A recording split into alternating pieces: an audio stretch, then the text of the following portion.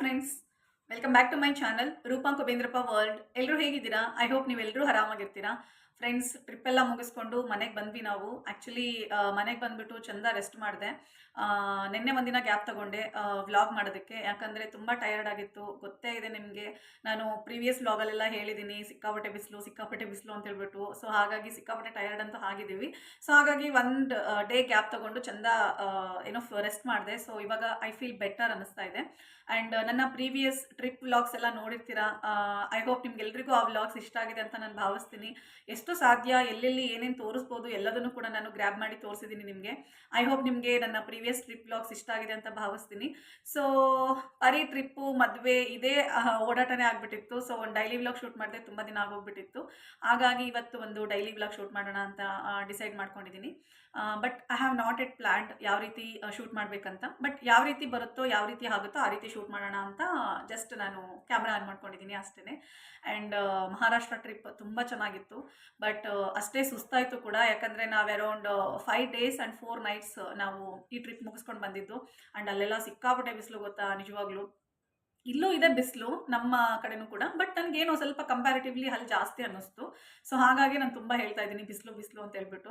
And tired feel ಆಗಿತ್ತು. And ಒಂದು round ನಾವು ಟ್ಯಾನ್ ಕೂಡ ಹಾಕ್ಬಿಟ್ಟಿದ್ದೀವಿ ಬಿಡಿ. ಯಾಕಂದರೆ ಮನೇಲಿದ್ದರೆ ಅಟ್ಲೀಸ್ಟ್ ಏನಾದರೂ ಒಂದು ಕೆಲಸ ಕಾರ್ಯ ಇತ್ತು ಅಂದರೆ ಹೋಗಿ ಮುಗಿಸ್ಕೊಂಡು ಬಂದುಬಿಡ್ತಿದ್ವಿ. ಬಟ್ ಅಲ್ಲಿ ಹಂಗಲ್ಲ, ಟ್ರಾವೆಲಿಂಗಲ್ಲಿ ಇರ್ತಿದ್ವಿ, ನೆಕ್ಸ್ಟ್ ಟೆಂಪಲ್ ರನ್ ಇರೋದು. ಸೊ ಈ ಥರ ಬರೀ ಓಡಾಟ ಸುತ್ತಾಟನೇ ಆಗಿದ್ದ ಕಾರಣ ಎಷ್ಟು ಸನ್ ಬರ್ನ್ ಆಗ್ತಿತ್ತು ಅಂದರೆ ನಿಜವಾಗ್ಲೂ ನಮಗೆಲ್ಲ ನಿಜವಾಗ್ಲೂ 1 ಲೇಯರ್ ಪೂರ್ತಿ ಬರ್ನ್ ಆಗಿಬಿಟ್ಟಿದೆ. ಸೊ ಟ್ಯಾನ್ ಆಗಿದ್ದೀವಿ. But it's okay. ನಾನು ಟ್ಯಾನ್ ಎಲ್ಲ ಆದರೆ ತಲೆ ಕೆಡಿಸ್ಕೊಳ್ಳೋದಿಲ್ಲ. ನಾನು ಮನೆಯಲ್ಲೇ ಏನಾದರೂ ಓಮ್ ಪ್ಯಾಕ್ ಅಥವಾ ಓಮ್ ರೆಮಿಡಿ ಯೂಸ್ ಮಾಡಿಕೊಂಡು ನಾನು ಟ್ಯಾನ್ ರಿಮೂವಲ್ ಮಾಡ್ಕೋತೀನಿ. ಸೊ ಅದಕ್ಕೆಲ್ಲ ನಾನು ತುಂಬ ತಲೆ ಕೆಡಿಸ್ಕೊಳ್ಳೋಕೆ ಹೋಗೋದಿಲ್ಲ. ಯಾಕಂದರೆ ಈ ಥರ ಆಪರ್ಚುನಿಟಿ ಸಿಕ್ಕಾಗ ನಾವು ಯೂಸ್ ಮಾಡ್ಕೋಬೇಕು. ಮುಂದೆ ಬರುವಂಥ ಎಫೆಕ್ಟ್ಸ್ಗಳನ್ನು ನಾವು ಅದಕ್ಕೆ ಒಂದು ಸೊಲ್ಯೂಷನ್ ಅಂತ ಇದ್ದೇ ಇರುತ್ತೆ. ಸೊ ಅದನ್ನು ನಾವು ಆರಾಮ್ಸೆ ಫೇಸ್ ಮಾಡ್ಬೋದು. ಸೊ ನಾನು that kind of person. So ಹಾಗಾಗಿ ಹೇಳ್ತಾ ಇದ್ದೀನಿ ಅಷ್ಟೇ. ಆ್ಯಂಡ್ ನೋಡೋಣ ಇವತ್ತು ಯಾವ್ಯಾವ ರೀತಿ ಈ ಒಂದು ದಿನನ ತೊಗೊಂಡೋಗ್ತೀನಿ ಅಂತ ಹೇಳಿಬಿಟ್ಟು. ಬಿಕಾಸ್ ನಾನು ಆಗಲೇ ಹೇಳಿದಾಗೆ ಯಾವುದೇ ರೀತಿ ಪ್ಲ್ಯಾನ್ ಇಲ್ಲ. ಸೊ ಅನ್ಪ್ಲ್ಯಾನ್ಡ್ ಆಗಿ ಈ ಒಂದು ಡೈಲಿ ವ್ಲಾಗನ್ನು ಶೂಟ್ ಮಾಡ್ತಾ ಇದ್ದೀನಿ. ಬಟ್ ಎಷ್ಟು ಸಾಧ್ಯ ಅಷ್ಟು ಇನ್ಕ್ಲೂಡ್ ಮಾಡ್ತೀನಿ, ಏನಾದರೂ ಕಂಟೆಂಟ್ಸ್ ಇತ್ತು ಅಂತಂದರೆ. ಬನ್ನಿ ನನ್ನ ಜೊತೆಲಿ ಜಾಯ್ನ್ ಆಗಿ, ನಾನೇನೇ ಹಾಕಿದ್ರೂ ಕೂಡ ನೋಡಿ ಎಂಜಾಯ್ ಮಾಡಿ, ಖುಷಿ ಪಡಿ. ಆ್ಯಂಡ್ ನನ್ನನ್ನು ಪ್ಲೀಸ್ ಸಪೋರ್ಟ್ ಮಾಡಿ, ಓಕೆನಾ ಫ್ರೆಂಡ್ಸ್? ಮಧ್ಯಾಹ್ನ ಊಟಕ್ಕೆ ಏನಾದರೂ ಪ್ರಿಪೇರ್ ಮಾಡೋಣ ಅಂತ ಹೇಳ್ಬಿಟ್ಟು ಬಂದಿದ್ದೀನಿ ಕಿಚನಿಗೆ. ಆ್ಯಕ್ಚುಲಿ ಮಾರ್ನಿಂಗ್ ನಾನು ಟಿಫನಿಗೆ ಸ್ವಲ್ಪ ಗಂಜಿ ಮಾಡ್ಕೊಂಡು ಕುಡ್ದಿದ್ದೆ, ರಾಗಿ ಗಂಜಿನ. ಯಾಕಂದರೆ ಆಲ್ಮೋಸ್ಟ್ ನಾನು ಮುದ್ದೆ ಎಲ್ಲ ಸ್ವಲ್ಪ ಕಮ್ಮಿ ಊಟ ಮಾಡ್ತೀನಿ. ತುಂಬ ರೇರಾಗಿ ಊಟ ಮಾಡುವಂಥದ್ದು ಮುದ್ದೆ ಎಲ್ಲ. ಸೊ ಹಾಗಾಗಿ ಅವಾಗವಾಗ ಸ್ವಲ್ಪ ರಾಗಿ ಅಂಶನೂ ಬೇಕಲ್ವಾ, ಅದಕ್ಕೋಸ್ಕರ ಅವಾಗವಾಗ ಸ್ವಲ್ಪ ನಾನು ಗಂಜಿ ಮಾಡ್ಕೊತೀನಿ. ಆ್ಯಂಡ್ ಇವಾಗ ಮಧ್ಯಾಹ್ನ ಊಟಕ್ಕೆ ದಾಲ್ ಫ್ರೈ ಮಾಡಿ ಚಪಾತಿ ಮಾಡೋಣ ಅಂತ ಅಂದ್ಕೊಂಡೆ. ಬಟ್ ಟೈಮ್ ಆಲ್ರೆಡಿ 1:15, 1:20 ಆಗಿದೆ.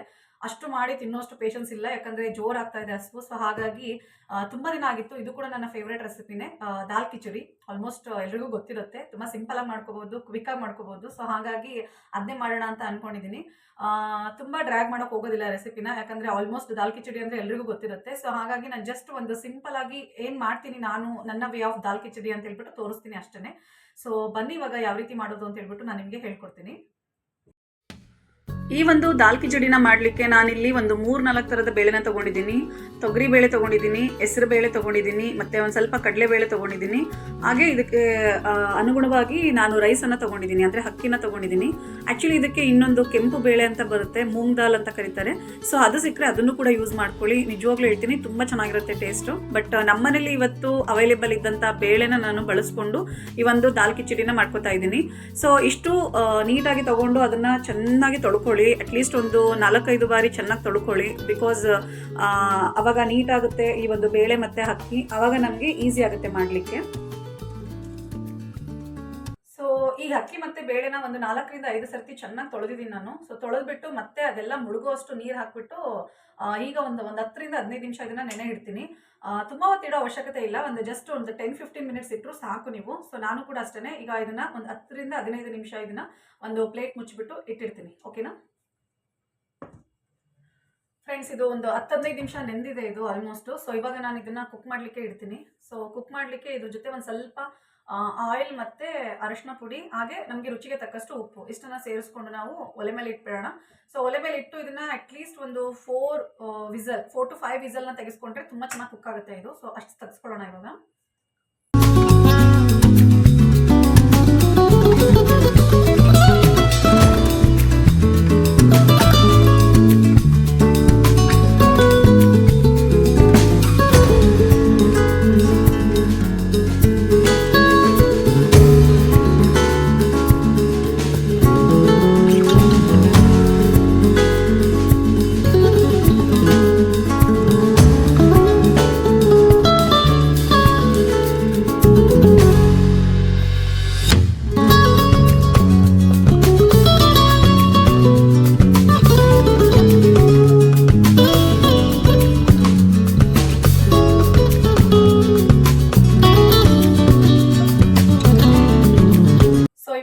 ಒಲೆ ಮೇಲೆ ಇಟ್ಟಿದ್ದೀನಿ. ನಾನು ಆಗಲೇ ಹೇಳಿದಾಗೆ ಒಂದು 4ರಿಂದ 5 ವಿಸಲನ್ನು ತೆಗೆಸ್ಕೊತೀನಿ. ನಾನು ತುಂಬ ಹೈ ಫ್ಲೇಮಲ್ಲಿ ಇಟ್ಟಿಲ್ಲ, ಮೀಡಿಯಂ ಫ್ಲೇಮಲ್ಲಿ ಇಟ್ಟಿದ್ದೀನಿ.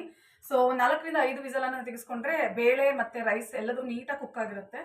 ಸೊ ಇದು ವಿಸಲ್ ಬರೋ ಅಷ್ಟರಲ್ಲಿ ನಾನು ಒಗ್ಗರಣೆ ಬೇಕಾಗಿರೋ ಐಟಮ್ಸನ್ನು ಇವಾಗ ಸ್ವಲ್ಪ ಚಾಪ್ ಮಾಡ್ಕೊಂಡ್ಬಿಡ್ತೀನಿ. ಓಕೆನಾ? ಈ ಒಂದು ದಾಲ್ ಕಿಚಡಿ ಮಾಡಲಿಕ್ಕೆ ಮನೆಯಲ್ಲಿ ನಿಮಗೆ ಯಾವ್ಯಾವ ರೀತಿ ತರಕಾರಿ ಅವೈಲೇಬಲ್ ಇರುತ್ತೋ ಆ ಎಲ್ಲ ತರಕಾರಿಗಳನ್ನು ಕೂಡ ಹಾಕ್ಕೊಳ್ಳಿ. ನಿಜವಾಗ್ಲೂ ಟೇಸ್ಟ್ ತುಂಬ ಚೆನ್ನಾಗಿರುತ್ತೆ ಆ್ಯಂಡ್ ಆಲ್ಸೋ ಹೆಲ್ತಿಗೂ ಕೂಡ ಒಳ್ಳೆಯದು. ಬಟ್ ನಾನಿವತ್ತು ಪ್ಲೈನ್ ಆಗಿ ಮಾಡ್ಕೋತಾ ಇದ್ದೀನಿ ದಾಲ್ ಕಿಚಡಿನ. ಬಿಕಾಸ್ ನಿಮಗೆ ಗೊತ್ತಿರೋ ಪ್ರಕಾರ ನಾನು ಕ್ವಿಕ್ ಆಗಿ ಆಗಲಿ ಅಂತ ಮಾಡ್ತಾ ಇದ್ದೀನಿ. ಯಾಕಂದರೆ ತುಂಬ ಹಶ್ವಾಗ್ತಾ ಇತ್ತು ಅಲ್ವಾ, ಸೊ ಹಾಗಾಗಿ ಬೇಗ ಮಾಡ್ಕೊಂಡು ತಿನ್ನೋಣ ಅಂತ ಹೇಳ್ಬಿಟ್ಟು. ಸೊ ಹಾಗಾಗಿ ನಾನಿಲ್ಲಿ ಒಗ್ಗರಣೆಗೆ ಬೇಕಾಗಿರುವಂಥ ಐಟಮ್ಸ್ ಅಷ್ಟೇ ತೊಗೊಂಡಿದ್ದೀನಿ. ಲೈಕ್ ಈರುಳ್ಳಿ, ಹಸಿಮೆಣಸಿನ್ಕಾಯಿ, ಟೊಮ್ಯಾಟೊ, ಆಮೇಲೆ ಕರಿಬೇವಿನ ಸೊಪ್ಪು, ಕೊತ್ತಂಬರಿ ಸೊಪ್ಪು ಮತ್ತು ಬೆಳ್ಳುಳ್ಳಿನ ಚಿಕ್ಕದಾಗಿ ಹೆಚ್ಕೊಂಡು ಇಟ್ಕೊಂಡಿದ್ದೀನಿ. ಸೊ ಇಷ್ಟು ಐಟಮನ್ನು ನಾನು ಇಲ್ಲಿ ಒಗ್ಗರಣೆಗೋಸ್ಕರ ಬಳಸ್ಕೊಂಡಿದ್ದೀನಿ. ಆ್ಯಂಡ್ ಇಲ್ಲಿ ನೀವು ನೋಡ್ತಾ ಇರ್ಬೋದು ವಿಸಲ್ ಕೂಡ ಇದು ಕೂಲ್ ಆಗಿದೆ. ನಾನೊಂದು 4 ವಿಸಲ್ನ ತೆಗೆಸ್ಕೊಂಡೆ. ಐ ಥಿಂಕ್ ನನಗನ್ಸಿದ್ದು ಏನಂದರೆ ಒಂದು 3 ವಿಸಲ್ ಎನಫ್ ಅನಿಸುತ್ತೆ. ಬಿಕಾಸ್ ನನಗೆ ಇವತ್ತು ಸ್ವಲ್ಪ ಬೇಳೆ ರೈಸು ನಾರ್ಮಲಿ ಸ್ಮ್ಯಾಶ್ ಬೇಕಿತ್ತಲ್ಲ, ಸೊ ಅದಕ್ಕಿಂತ ಸ್ವಲ್ಪ ಓವರ್ ಕುಕ್ ಆಗಿತ್ತು. ಬಟ್ ಓಕೆ, ದಾಲ್ ಕಿಚಡಿ ಅನ್ನೋದು ಸ್ವಲ್ಪ ಓವರ್ ಕುಕ್ ಆಗಿದ್ರೇ ಚೆನ್ನಾಗಿರುತ್ತೆ. ಸೊ ಇಷ್ಟು ಆದಮೇಲೆ ನಾನಿಲ್ಲಿ ಒಗ್ಗರಣೆ ಮಾಡ್ಕೋತಾ ಇದ್ದೀನಿ ಈ ಒಂದು ದಾಲ್ ಕಿಚಡಿಗೆ. ಸೊ ಏನಿಲ್ಲ, ಒಗ್ಗರಣೆಗೆ ಆಯಿಲ್ ಹಾಕ್ಕೊಳ್ಳಿ. ಆಯಿಲ್ ಕಾದ್ಮೇಲೆ ನೀಟಾಗಿ ಏನೋ ಸಾಸಿವೆ ಜೀರಿಗೆ ಹಾಕ್ಕೊಳ್ಳಿ. ಅದಾದಮೇಲೆ ಚಿಕ್ಕದಾಗಿ ಹೆಚ್ಚಿರುವಂಥ ಬೆಳ್ಳುಳ್ಳಿ ಮತ್ತು ಒಳ್ಳೆ ಕ್ವಾಲಿಟಿ ಇರುವಂತಹ ಒಂದು ಕರಿಬೇವಿನ ಸೊಪ್ಪನ್ನು ತಗೊಳ್ಳಿ. ಒಳ್ಳೆ ಕ್ವಾಲಿಟಿ ಅಂತ ಯಾಕೆ ಹೇಳ್ತಾ ಇದ್ದೀನಿ ಅಂತಂದರೆ, ಒಂದು ಸ್ವಲ್ಪ ಎಳೆ ಕರಿಬೇವಿನ ಸೊಪ್ಪು ತಗೊಳ್ಳಿ, ತುಂಬ ಚೆನ್ನಾಗಿರುತ್ತೆ. ನನಗೆ ಸಿಕ್ಕಾಪಟ್ಟೆ ಇಷ್ಟ ಆಗುತ್ತೆ, ಅದಕ್ಕೆ ಹೇಳ್ತಾ ಇದ್ದೀನಿ. ಸೊ ಇಷ್ಟನ್ನು ಕುಕ್ ಆದಮೇಲೆ ನಾವು ಚಿಕ್ಕದಾಗಿ ಹೆಚ್ಕೊಂಡಿರುವಂಥ ಈರುಳ್ಳಿ ಮತ್ತು ಹಸಿಮೆಣಸಿನ್ಕಾಯಿಯನ್ನು ತಗೊಂಡು ಹಾಕಿದ್ದೀನಿ ಇದಕ್ಕೆ. ಸೊ ಇದನ್ನು ನಾವು ಒಂದು ಸ್ವಲ್ಪ ಗೋಲ್ಡನ್ ಬ್ರೌನ್ ಕಲರ್ ಬರೋವರೆಗೂ ನೀಟಾಗಿ ಫ್ರೈ ಮಾಡಬೇಕು. ಆದಷ್ಟು ಈರುಳ್ಳಿ ಮಾತ್ರ ಒಂದು ಸ್ವಲ್ಪ ಗೋಲ್ಡನ್ ಬ್ರೌನ್ ಕಲರ್ ಬಂದರೆ ಕ್ರಂಚಿ ಆಗಿರುತ್ತೆ, ಟೇಸ್ಟ್ ಚೆನ್ನಾಗಿರುತ್ತೆ, ಅದಕ್ಕೆ ಹೇಳ್ತಾ ಇದ್ದೀನಿ. ಸೊ ಅದಾದಮೇಲೆ ನೆಕ್ಸ್ಟ್ ನಾನಿಲ್ಲಿ ಟೊಮ್ಯಾಟೊ ಆ್ಯಡ್ ಮಾಡ್ತಾ ಇದ್ದೀನಿ.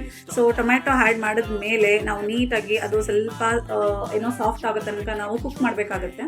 ಸೊ ಸಾಫ್ಟ್ ಆಗೋ ತನಕ ನೀಟಾಗಿ ಕುಕ್ ಮಾಡಿದ್ಮೇಲೆ ನಾವಿಲ್ಲಿ ಒಂದು ಸ್ವಲ್ಪ ಖಾರಕ್ಕೆ ಅನುಗುಣವಾಗಿ ನಾನು ಚಿಲ್ಲಿ ಪೌಡರನ್ನು ಬಳಸ್ತಾ ಇದ್ದೀನಿ. ಇಲ್ಲಿ ಚಿಲ್ಲಿನೂ ಬಳಸಿರ್ತೀವಿ, ಸೊ ಖಾರನೂ ಕೂಡ ನೋಡಿ ಹಾಕ್ಕೊಳ್ಳಿ.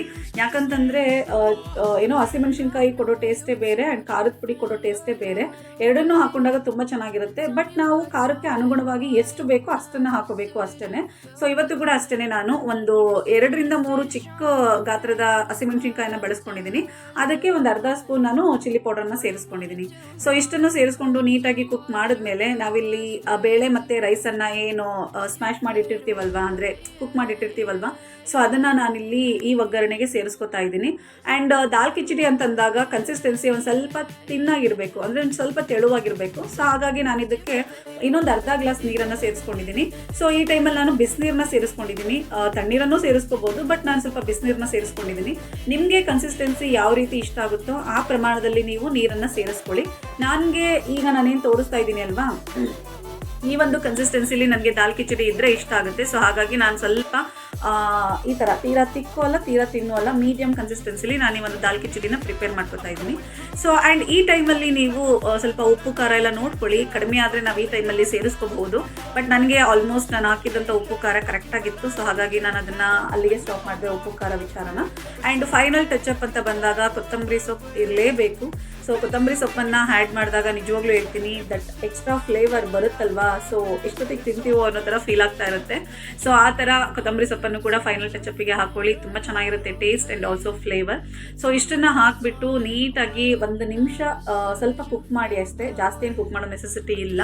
ಸೊ ಇಷ್ಟನ್ನು ಕುಕ್ ಮಾಡಿ ಸೈಡಿಗೆ ಎತ್ತಿಕೊಂಡು ಒಂದು 2 ಮಿನಿಟ್ಸ್ ಬಿಟ್ಟು ಬಿಸಿಯಾಗಿ ಸರ್ವ್ ಮಾಡ್ಕೊಂಡು ತಿನ್ನಿ. ನಿಜವಾಗ್ಲೂ ಹೇಳ್ತೀನಿ, ಸಖತ್ ಟೇಸ್ಟಿಯಾಗಿರುತ್ತೆ. ಫ್ರೆಂಡ್ಸ್, ಫೈನಲಿ ದಾಲ್ ಕಿಚಡಿ ರೆಡಿ ಆಗಿದೆ. ಆ್ಯಕ್ಚುಲಿ ಹೇಳ್ಬೇಕಂದ್ರೆ ತುಂಬ ಹಶ್ವಾಗ್ತಾ ಇದೆ, ನಿಮಗೆ ಗೊತ್ತಿರುತ್ತೆ. ಸೊ ನಾನು ಮಾರ್ನಿಂಗ್ ಗಂಜಿ ಕುಡಿದಿದ್ದೆ, ಸೊ ಹಾಗಾಗಿ ಸಿಕ್ಕಾಪಟ್ಟೆ ಹಶ್ವಾಗ್ತಾ ಇದೆ. ಇವಾಗ ತಿನ್ಕೋಬೇಕು. ಬಿಸಿಯಾಗಿದ್ದಾಗ ತಿಂದ್ರೇ ಅದಕ್ಕೆ ಒಂದು ಮಜಾ. ಸೊ ಹಾಗಾಗಿ ಸರ್ವ್ ಮಾಡ್ಕೊಂಡಿದ್ದೀನಿ ನಾನು.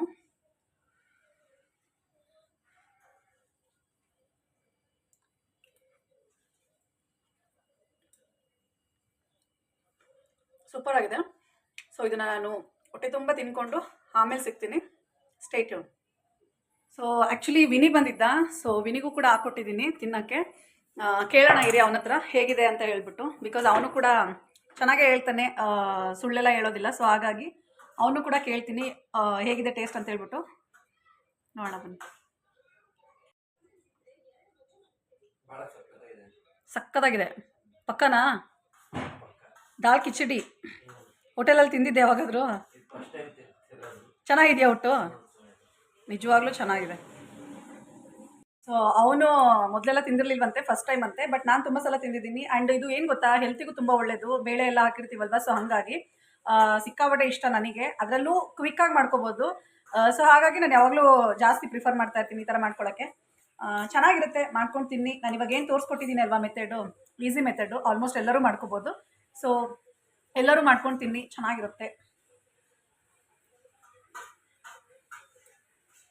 ತಿಂದ್ಬಿಟ್ಟು ಆಮೇಲೆ ಸಿಗ್ತೀನಿ.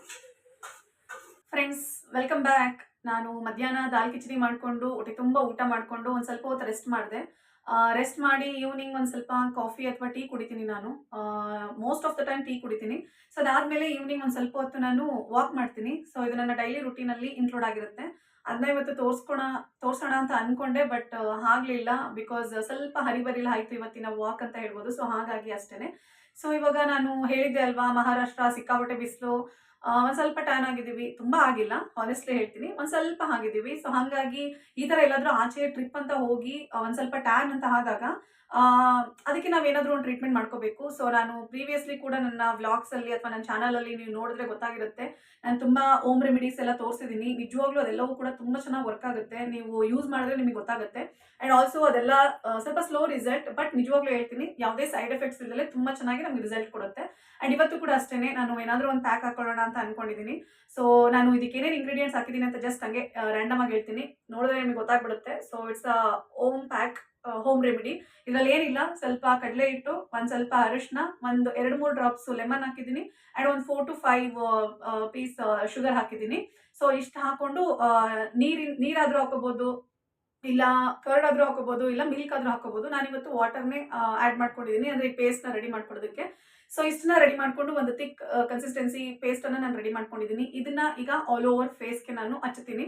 ಹಚ್ಬಿಟ್ಟು ಆಲ್ಮೋಸ್ಟ್ 10 to 15 ಮಿನಿಟ್ಸ್ ಬಿಡ್ತೀನಿ. ಅಂದರೆ ಒಂದು 80% ಡ್ರೈ ಆಗೋಷ್ಟು ಬಿಡ್ತೀನಿ. ಆಮೇಲೆ ಅದನ್ನು ನೀಟಾಗಿ ಸ್ಕ್ರಬ್ ಮಾಡಿಬಿಟ್ಟು ವಾಶ್ ಔಟ್ ಮಾಡಿದ್ರೆ ನಿಜವಾಗ್ಲೂ ಹೇಳ್ತೀನಿ, ಒಂದು ಒಳ್ಳೆ ಹೆಲ್ದಿ ಗ್ಲೋ ಸ್ಕಿನ್ ನಮಗೆ ಸಿಗುತ್ತೆ. ಆ್ಯಂಡ್ ಆಲ್ಸೋ ಟ್ಯಾನ್ ಕೂಡ ಒಂದು ಸ್ವಲ್ಪ ರಿಮೂವ್ ಆಗ್ತಾ ಹೋಗುತ್ತೆ. ಒಂದೇ ದಿನಕ್ಕೆ ಹೋಗುತ್ತಾ ಅಂದರೆ ಡೆಫಿನೆಟ್ಲಿ ಒಂದೇ ದಿನಕ್ಕೆ ಹೋಗಲ್ಲ. 1-2-3 ಡೇಸ್ ಬಿಟ್ಟು ನಾನು ಹೇಳ್ತೀನಲ್ವಾ, ಯಾವಾಗ್ಲೂ ವಾರದಲ್ಲಿ ಅಟ್ಲೀಸ್ಟ್ ಒಂದು 2-3 ಸಲ ನಾವು ಯೂಸ್ ಮಾಡಿದ್ರೆ, 1-2 ಟೈಮ್ಸ್ ಅಟ್ಲೀಸ್ಟ್ ನಾವು ಯೂಸ್ ಮಾಡಿದ್ವಿ ಅಂತಂದರೆ ನಿಜವಾಗ್ಲೂ we will get good result. So ಹಾಗಾಗಿ ನಾನಿವತ್ತು ಈ ಪ್ಯಾಕನ್ನು ಯೂಸ್ ಮಾಡ್ತಾ ಇದ್ದೀನಿ. ನಿಜವಾಗ್ಲೂ ಹೇಳ್ತೀನಿ, ನನಗೆ ತುಂಬ ಚೆನ್ನಾಗಿ ವರ್ಕ್ ಆಗುತ್ತೆ. ಸೊ ಹಾಗಾಗಿ ನಾನು ತೋರಿಸ್ತಾ ಇರೋಂಥದ್ದು ಅಷ್ಟೇ. ಬನ್ನಿ ಇವಾಗ ಇದನ್ನು ಅಪ್ಲೈ ಮಾಡೋಣ.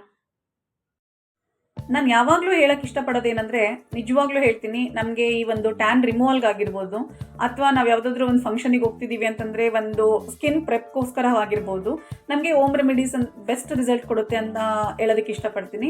ನಾನು ಯೂಶ್ವಲಿ ಹೇಳ್ತೀನಿ, ನಾನು ಯಾವಾಗಲೂ ಕೂಡ ಹೋಮ್ ರೆಮಿಡೀಸ್ನ ಜಾಸ್ತಿ ನಾನು ಸಜೆಸ್ಟ್ ಮಾಡ್ಕೋತೀನಿ. ಬಿಕಾಸ್ ನಾನು ಯಾವುದೇ ಒಂದು ಮದುವೆ ಫಂಕ್ಷನ್ ಅಂತ ಹೋಗೋದಕ್ಕಿಂತ 1-2 ದಿನ 3 ದಿನ ಮುಂಚೆ, ಅಥವಾ ಎಲ್ಲಾದರೂ ಟ್ರಿಪ್ ಹೋಗಿ ಬಂದುಬಿಟ್ಟು ನಾನು ಟ್ಯಾನ್ ಆಗಿದ್ದೀನಿ ಅನ್ನೋ ಫೀಲ್ ಆಯಿತು ಅಂತಂದರೆ, ಸೊ ದಟ್ ಆ ಟೈಮಲ್ಲೂ ಕೂಡ ನಾನು ಈ ರೀತಿ ಹೋಮ್ ಪ್ಯಾಕನ್ನು ನಾನು ಸಜೆಸ್ಟ್ ಮಾಡ್ಕೋತೀನಿ. ನಿಜವಾಗ್ಲೂ ಹೇಳ್ತೀನಿ, ಯಾವುದೇ ರೀತಿ ಸೈಡ್ ಎಫೆಕ್ಟ್ಸ್ ಇಲ್ಲದೆ ನಮಗೆ ಒಂದು ಒಳ್ಳೆ ರಿಸಲ್ಟ್ ಕೊಡೋದ್ರಲ್ಲಿ ಹೋಮ್ ರೆಮಿಡೀಸ್ ಆರ್ ಬೆಸ್ಟ್ ಅನಿಸುತ್ತೆ. ಆ್ಯಂಡ್ ಆಲ್ಸೋ ಇವು ಮೊನ್ನೆದಲ್ಲ, ಅನಾದಿ ಕಾಲದಿಂದನೂ ಕೂಡ ನಮ್ಮ ಅಜ್ಜಿ ಅಮ್ಮ ಎಲ್ಲರೂ ಕೂಡ ಯೂಸ್ ಮಾಡ್ಕೊಂಡು ಬಂದಿದ್ದಾರೆ. So without any side effects ನಮಗೆ ತುಂಬ ಒಳ್ಳೆ ರಿಸಲ್ಟ್ ಸಿಗೋದ್ರಲ್ಲಿ home remedies are best. So ಹಾಗಾಗಿ ನಾನು ಯಾವಾಗಲೂ ಸಜೆಸ್ಟ್ ಮಾಡ್ತೀನಿ. ಸೊ ನೀವು ಕೂಡ ಅಷ್ಟೇ, ವಾರದಲ್ಲಿ 1-2 ಬಾರಿ ಈ ರೀತಿ ಯೂಸ್ ಮಾಡ್ಕೊಳ್ಳಿ. ನಿಜವಾಗ್ಲೂ ಒಂದು ಒಳ್ಳೆ ರಿಸಲ್ಟನ್ನು ಕಂಡುಕೋಬಹುದು. ಸೊ ನೋಡ್ಬೋದು ನೀವು, ನಾನು ಆಲ್ ಓವರ್ ಫೇಸ್ಗೆ ಅಪ್ಲೈ ಮಾಡಿದ್ದೀನಿ.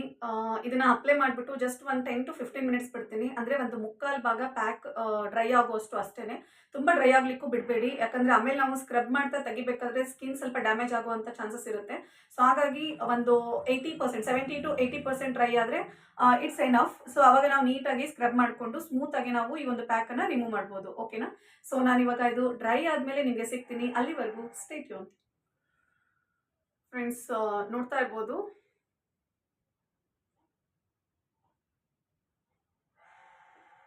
ಸೊ ಆಲ್ಮೋಸ್ಟ್ ಒಂದು 70 to 80% ಡ್ರೈ ಆಗಿದೆ. ಇನ್ಫ್ಯಾಕ್ಟ್ ಹೇಳ್ಬೇಕಂದ್ರೆ ನನಗೆ ಮಾತಾಡೋಕ್ಕೂ ಸ್ವಲ್ಪ ಕಷ್ಟ ಆಗ್ತಾ ಇದೆ, ಯಾಕಂದರೆ ಅದು ಟೈಟಾಗಿ ಇಟ್ಕೊಳ್ಳುತ್ತೆ ಅಲ್ವಾ ಡ್ರೈ ಆದಾಗ ಸ್ಕಿನ್ನನ್ನು. ಸೊ ಹಾಗಾಗಿ ಇವಾಗ ಒಂದು 70 to 80% ಡ್ರೈ ಆಗಿದೆ. ಸೊ ಇಷ್ಟು ಡ್ರೈ ಆದರೆ ಸಾಕು. ನಾವೀಗ ಇದನ್ನು ಏನು ಮಾಡಬೇಕು ಅಂತಂದರೆ, ಒಂದು ಸ್ವಲ್ಪ ಕೈ ಒದ್ದೆ ಮಾಡಿಕೊಂಡು ಸ್ವಲ್ಪ ಸ್ಕ್ರಬ್ ಮಾಡ್ಕೊಳ್ಳಿ. ಓಕೆನಾ? ಸೊ ನಾನು ಮಾಡಿ ತೋರಿಸ್ತೀನಿ ಇವಾಗ. ಫೇಸಿಗೆ ಸ್ಕ್ರಬ್ ಅನ್ನೋದು ತುಂಬ ಇಂಪಾರ್ಟೆಂಟ್, ಬಟ್ ಆ ಸ್ಕ್ರಬ್ಬನ್ನು ನಾವು ಯಾವ ರೀತಿ ಎಷ್ಟು ಪ್ರಮಾಣದಲ್ಲಿ ಕೊಡ್ತೀವಿ ಅನ್ನೋದು ಕೂಡ ಅದಕ್ಕಿಂತ ಇಂಪಾರ್ಟೆಂಟ್. ಸೊ ಈ ರೀತಿ ಹೋಮ್ ರೆಮಿಡೀಸ್ಗಳನ್ನು ಯೂಸ್ ಮಾಡಿದ್ಮೇಲೆ ಒಂದು ಸ್ವಲ್ಪ ನಾನು ಆಸ್ ಐ ಟೋಲ್ಡ್ ಅರ್ಲಿಯರ್ ಒಂದು 70 to 80% ಡ್ರೈ ಆದಮೇಲೆ ಒಂದು ಸ್ವಲ್ಪ ಫೇಸನ್ನು ಡ್ಯಾಪ್ ಮಾಡ್ಕೊಳ್ಳಿ ವಾಟರ್ ತೊಗೊಂಡು. ಅದಾದಮೇಲೆ ನೀವು ಸ್ವಲ್ಪ ನೀಟಾಗಿ ಜೆಂಟಲಾಗಿ ಸ್ಕ್ರಬ್ ಮಾಡ್ತಾ ಹೋಗಿ. ಎಸ್ಪೆಷಲಿ ನಿಮ್ಮ ನೋಸ್, ಚಿನ್ ಏರಿಯಾದಲ್ಲಿ ನೀವು ಅಪ್ಪರ್ ಲಿಪ್ ಏರಿಯಾದಲ್ಲಿ ಸ್ವಲ್ಪ ಸ್ಕ್ರಬ್ಬನ್ನು ಫೋಕಸ್ ಮಾಡಬೇಕು. ಬಿಕಾಸ್ ನಮಗೆ dead skins, white heads, black heads ಆ ಒಂದು ಏರಿಯಾದಲ್ಲಿ ಜಾಸ್ತಿ ಇರುವಂಥದ್ದು. ಆ್ಯಂಡ್ ರಿಮೈನಿಂಗ್ ಪಾರ್ಟಲ್ಲಿ ಟ್ಯಾನ್ ರಿಮೂವಲ್ಗೋಸ್ಕರ ಒಂದು ಈಸಿಯಾಗಿ ಜೆಂಟಲಾಗಿ ನಾವು ಸ್ಕ್ರಬ್ ಮಾಡಬೇಕಾಗುತ್ತೆ. ಸೊ ಈ ಥರ ಜಸ್ಟ್ ಒಂದು 2 to 3 minutes ನಾವು ಮಸಾಜ್ ಕೊಟ್ಟರೆ ಸಾಕು. ಜಾಸ್ತಿ ಸ್ಕ್ರಬ್ ಮಾಡೋಕ್ಕೆ ಹೋಗ್ಬೇಡಿ. ಫೇಸ್ ನಿಜವಾಗ್ಲೂ ಹೇಳ್ತೀನಿ ತುಂಬ ರಫ್ ಆಗೋ ಚಾನ್ಸಸ್ ಇರುತ್ತೆ. ಸೊ ಇವಾಗ ನಾನು ಒಂದು 2 to 3 minutes ನಾನು ಇದನ್ನು ಸ್ಕ್ರಬ್ ಮಾಡಿದ್ದೀನಿ. ಇವಾಗ ಹೋಗಿ ವಾಶ್ಔಟ್ ಮಾಡ್ಕೊಂಡು ಬರ್ತೀನಿ. ಓಕೆ ಫ್ರೆಂಡ್ಸ್, ನೋಡ್ಬೋದು ನಾನು ಫೇಸ್ ವಾಶ್ ಮಾಡ್ಕೊಂಡು ಬಂದಿದ್ದೀನಿ.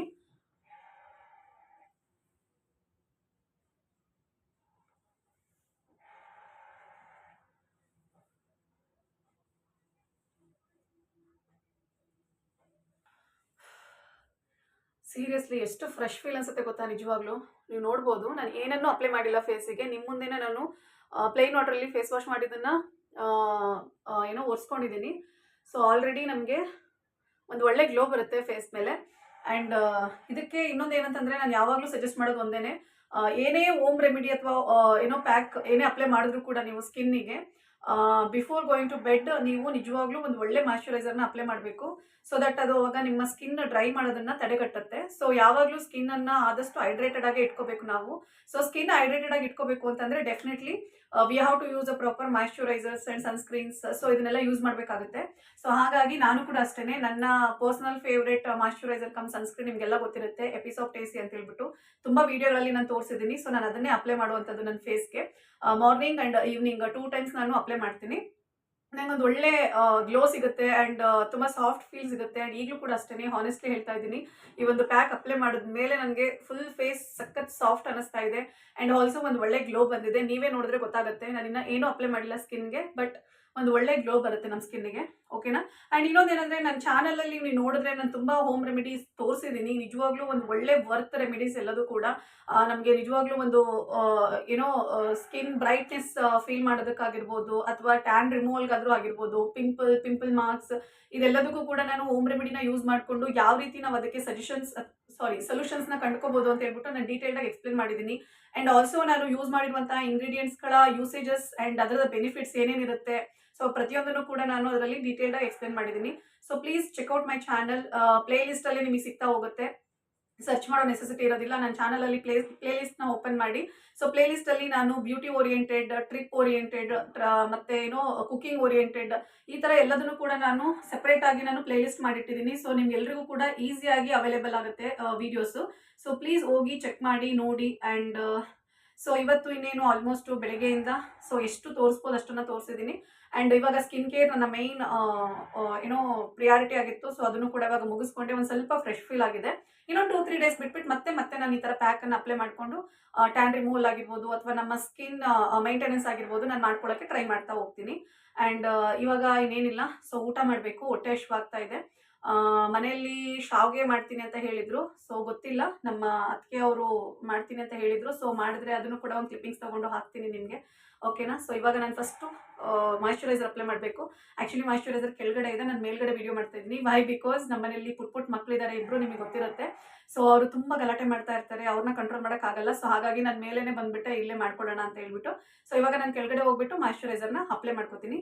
ಸೊ ನೀವು ಅಷ್ಟೇ ಯಾವುದೇ ಒಂದು ಈ ಥರ ಸ್ಕಿನ್ ಓರಿಯೆಂಟೆಡ್ ಪ್ಯಾಕ್ಸ್ಗಳನ್ನು ಯೂಸ್ ಮಾಡಿದ್ಮೇಲೆ ಡೆಫಿನೆಟ್ಲಿ ಒಂದು ಒಳ್ಳೆ ಮಾಯ್ಶ್ಚರೈಸರ್ನ ಅಪ್ಲೈ ಮಾಡಿ, ಯಾವುದೇ ಕಾರಣಕ್ಕೂ ಸ್ಕಿಪ್ ಮಾಡಬೇಡಿ. ಓಕೆನಾ.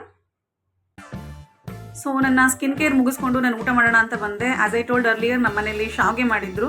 ಆ್ಯಂಡ್ ಶಾವಿಗೆ ರಸಕ್ಕೆ ಇವತ್ತು ಕಪ್ಪು ಬೆಲ್ಲ ಮತ್ತು ಕಪ್ಪು ಎಳ್ಳನ್ನು ಬಳಸ್ಕೊಂಡಿದ್ದಾರೆ. ಸೊ ಅದಕ್ಕೆ ಈ ಕಲರ್ ಆಗಿದೆ ಅಷ್ಟೇ. ಬಟ್ ಟೇಸ್ಟ್ ನಿಜವಾಗ್ಲೂ ತುಂಬ ಚೆನ್ನಾಗಿತ್ತು. ಅದಾದಮೇಲೆ ಅನ್ನ ಮತ್ತು ಮೂಲಂಗಿ ಸಾಂಬಾರು ಮಾಡಿದ್ರು, ಅದನ್ನು ಕೂಡ ಊಟ ಮಾಡಿದೆ. ಸೊ ಎಸ್ ಫ್ರೆಂಡ್ಸ್, ಇಷ್ಟ ಆಗಿತ್ತು ಇವತ್ತಿನ ವಿಡಿಯೋ. ನಿಮಗೆ ಇಷ್ಟ ಆಗಿದೆ ಈ ವಿಡಿಯೋ ಅಂತ ಭಾವಿಸ್ತೀನಿ. ಪ್ಲೀಸ್ ಇಷ್ಟ ಆದರೆ ನನ್ನ ವಿಡಿಯೋಗೆ ಲೈಕ್ ಮಾಡಿ, ನಿಮ್ಮ ಫ್ರೆಂಡ್ಸ್ ಫ್ಯಾಮಿಲಿಗೆ ಶೇರ್ ಮಾಡಿ. ಇನ್ನೂ ಯಾರೆಲ್ಲ ಸಬ್ಸ್ಕ್ರೈಬ್ ಮಾಡ್ಕೊಂಡಿಲ್ಲ ಪ್ಲೀಸ್ ಈ ಕೂಡಲೇ ಸಬ್ಸ್ಕ್ರೈಬ್ ಮಾಡ್ಕೊಳ್ಳಿ. ಮತ್ತೆ ಮುಂದಿನ ವಿಡಿಯೋದಲ್ಲಿ ಇನ್ನೊಂದು ಒಳ್ಳೆ ಕಂಟೆಂಟ್ ಇಟ್ಕೊಂಡು ನಿಮ್ಮೆಲ್ಲರನ್ನ ಎಂಟರ್ಟೈನ್ ಮಾಡೋಕ್ಕೆ ನಾನು ಬರ್ತೀನಿ. ಅಲ್ಲಿವರೆಗೂ ಚಚಾ ಬಾಯ್, ಸಿ ಯು.